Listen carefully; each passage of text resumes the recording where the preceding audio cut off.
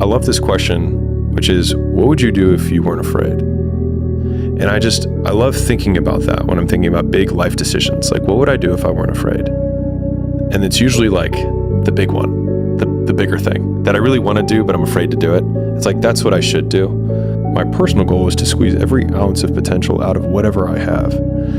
And I think that if you feel like you have potential left over, then it will eat you alive until you do something about it. I felt my first 9 businesses didn't really amount to anything. 9, as in the first one, spent time, fucking failed. Second one, this one will be different, fucking failed. Third one, this is the one. And then 6 more after that, right? I'm just painting this picture because like, it's painful as shit because the whole time everyone is telling you, I told you so, and they're right. Today. But not forever. 99% right and 100% wrong. So like, they're right 99% of the time. But they're wrong 100% because the only thing that matters is the big one at the end. Like, your family and friends will say that every girl that you ever date is not good enough. Except for the one time you find the girl that you're actually gonna marry. And then it doesn't matter, or like this won't last, or like this business idea, it's not gonna work. People criticize because it helps them justify the risks they chose not to take,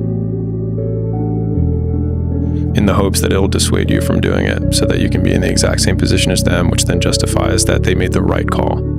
As soon as you start taking action, everyone around you will collapse and try to pull you down. And so the only way to protect yourself against that is to increase your own approval of self and decrease how much their opinion of you matters, which means that you have to be proud of you for taking the step and actively look at their lives and think, do I want what they have?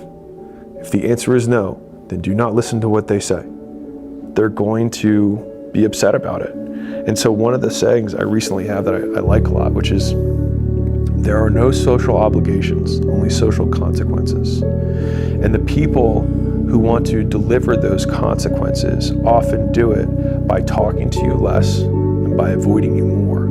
They try to spend less time with you and talk to you less to punish you for the fact that you missed the party, you missed the going out, you didn't show up to their wedding, you didn't show up to their dog's christening or whatever. Is that you get more evidence and then you get more confirmation, you get more evidence, you get more confirmation, and the more your life sucks, the more you're confirmed that you were right. But like, do you want to be right about the fact that your life sucks? Or would you rather, like there's I think it's an old Zig Ziglar saying, he said you can either be right or you can be rich. And so in the beginning, if you don't have money, the only thing you have is time. And so that is the only thing it's the only currency you can spend to improve yourself or get closer to your goals. And so if that's the one currency you have, then why on earth would you give it away?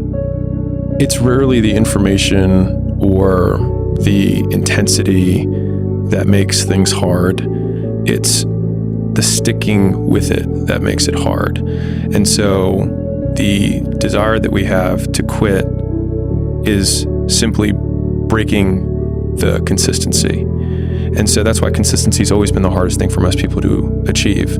But the intensity of what you have to do to be successful is much lower than most people expect. Mm-hmm. And so oftentimes they suffer significantly more in a short period of time than is required to be successful over a much longer period of time with a much lower intensity. And so it's just like if you walk for 5 minutes a day, you're going to get, 50% of the health benefits, probably more than that, I'm sure, of just even exercising. You add 10 years to your life if you walked 5 or 10 minutes a day. And the path of personal development is befriending uncertainty.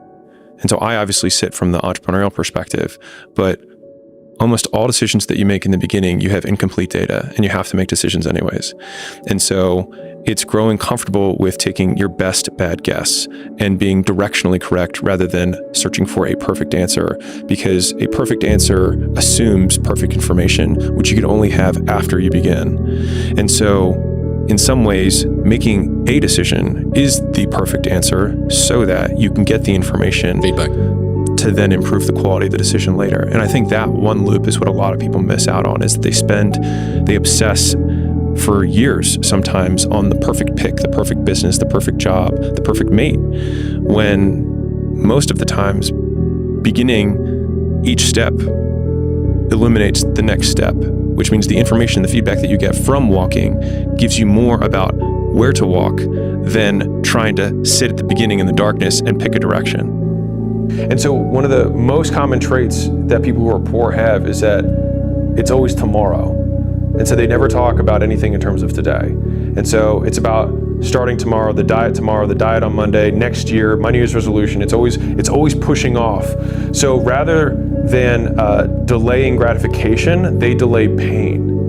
And so rather than trying taking pain now for pleasure later, they take pleasure now and pain later. And so they flip the equation. And so they're surprised when today is later from yesterday that they're in pain. Because if last week you were like, I'm starting my diet this week, then it is now this week, and you've delayed the pain to today.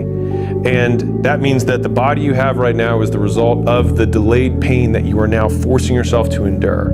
And so they're somehow surprised when the bill comes due that they pushed off from the past.